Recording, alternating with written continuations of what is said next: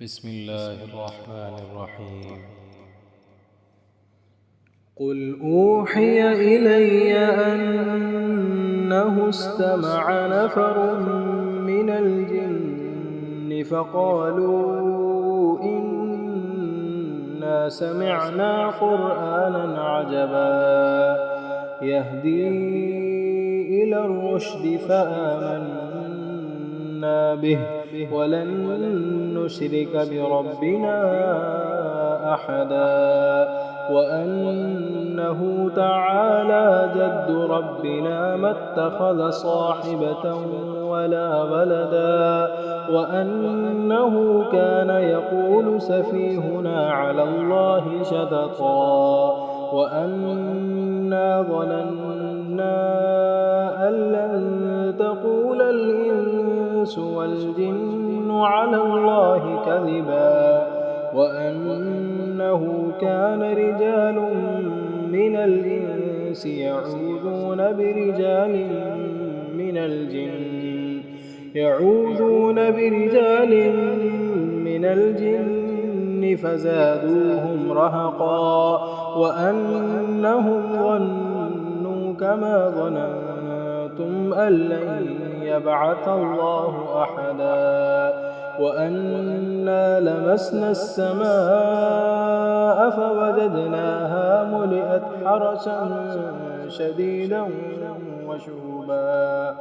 وأنا كنا نقعد منها مقاعد للسمع فمن يستمع الآن يجد له شهابا رصدا وأنا لا ندري أشر أريد بمن في الأرض أم أراد بهم ربهم رشدا وأنا منا الصالحون ومنا دون ذلك كنا طرائق قددا وأنا ظننا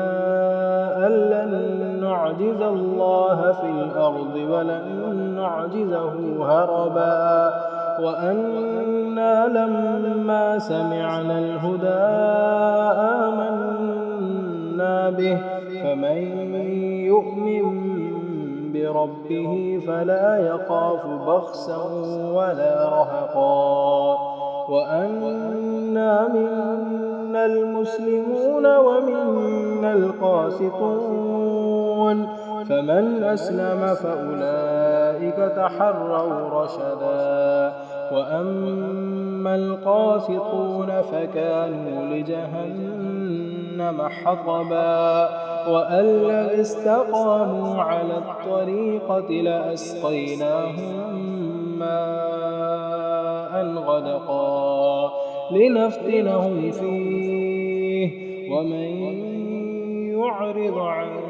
ذكر ربه يسلكه عذابا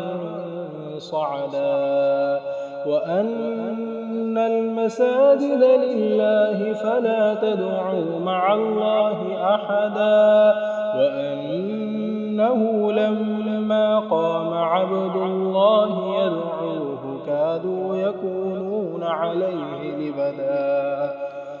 قل إنما أدعو ربي ولا أشرك به أحدا قل إني لا أملك لكم ضرا ولا رشدا قل إني لن يجيرني من الله أحد ولن أجد من دونه ملتحدا إلا بلاغا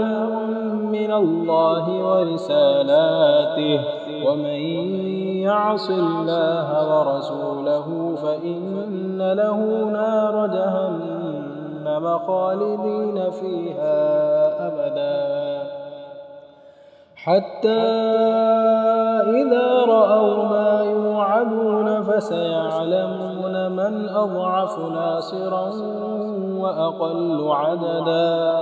قل إن أدري أقريب ما توعدون أم يجعل له ربي أمدا عالم الغيب فلا يظهر على غيبه أحدا إلا من ارتضى من رسول فإنه يسلك من بين يديه إلا من ارتضى من رسول فإنه يسلك من بين يديه ومن خلفه رصدا ليعلم أن قد أبلغوا رسالات ربهم وأحاط بما لديهم وأحصى كل شيء عددا.